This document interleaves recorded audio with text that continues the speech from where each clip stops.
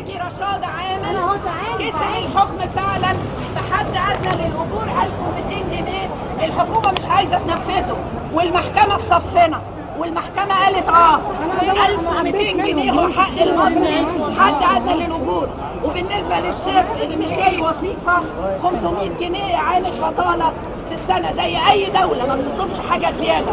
هم واخدين عائد قناه السويس وعائد البترول وبيصدروا الغاز لاسرائيل بابخس الاسعار، واحنا قاعدين محدش ولا لينا اي حاجه ولا نقدر نتكلم. والظباط والساده الظباط وامن الدوله بياخد عيالنا في اللسان. عايز اقول لكم ان الكماين اللي بيعملوها لنا بالليل على الطرق ويقول لك فين بطاقتك دي غير دستوريه، ومحكمه النقض قالت ده غير دستوري وغير قانوني لان مفيش حاجه اسمها القبض بالاشتباه. عشان كده احنا بنقول الغاء حاله الطوارئ علشان نحس ان احنا مواطنين عندنا كرامه في بلدنا. انا ما عنديش حسابات في بنوك بره ولا عندي جنسيه ثانيه، كل قرايبي عندهم جنسيات في حتت ثانيه.